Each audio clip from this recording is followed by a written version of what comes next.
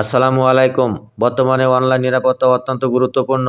আপনার ইমো অ্যাকাউন্টকে আরও সুরক্ষিত করতে পাসকি একটি আধুনিক ও নিরাপদ পদ্ধতি। পাসকি চালু করলে আপনি সহজেই পাসওয়ার্ড ছাড়াই অ্যাক্সেস পাবেন।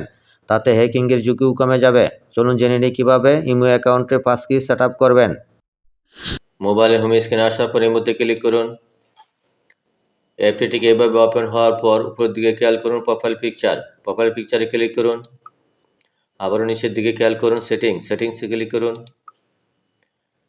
আবারও নিচের দিকে খেয়াল করুন অ্যাকাউন্টস অ্যান্ড সিকিউরিটি, এই অপশনে ক্লিক করুন। ঠিক এরকমভাবে পেজটি ওপেন হবে। এখানে খেয়াল করুন পাসকি অপশনে ক্লিক করুন। পাসকিতে ক্লিক করার পর পেজটি ঠিক এরকমভাবে দেখতে পাবেন। Create a passkey for effortless logging, অর্থাৎ সহজেই লগিংয়ের জন্য একটি পাসকি তৈরি করুন। তার নিচে লেখা আছে কুইক অ্যাক্সেস, আপনি দ্রুত অ্যাক্সেস পাওয়ার জন্য কি হবে এটা এখানে লেখা আছে। ওয়ান্স ক্রিয়েটেড, অর্থাৎ একবার যখন আপনি ক্রিয়েট করবেন পাসকিটা তখন অতি সহজেই ফেস আইডি এবং টাচ আইডি দিয়ে অতি সহজেই সেটা লগ ইন করতে পারবেন। তখন আর ভেরিফিকেশন কোডের কোনো প্রয়োজন পড়বে না। তার নিচে লেখা আছে সিকিউর স্টোরেজ, এটা আপনি যে জিমেইলের আন্ডারে আপনি পাসকিটা তৈরি করবেন সেই জিমেইল আন্ডারে এই পাসকিটা নিরাপদে থাকবে। এটি দেখার পরে নিচের দিকে খেয়াল করুন ক্রিয়েট অপশনে ক্লিক করুন। ক্রিয়েটে ক্লিক করার পর এরকম একটি পপআপ আসবে। এখানে আপনি যে নাম্বারটি দিয়ে আপনি ইমো অ্যাকাউন্টটি খুলেছিলেন সেই নাম্বারটি এখানে দেখতে পাবেন। তার নিচে আপনি একটি জিমেইল দেখতে পাবেন, অর্থাৎ যে জিমেইলের আন্ডারে আপনি পাসকিটি তৈরি হচ্ছে। যদি জিমেইলটি আপনি পরিবর্তন করতে চান তাহলে এই ড্রপডাউন এরোতে ক্লিক করুন।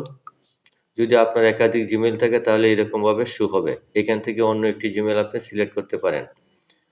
আমি এই জিমেইলটি রাখলাম, তারপরে কন্টিনিউতে ক্লিক করুন।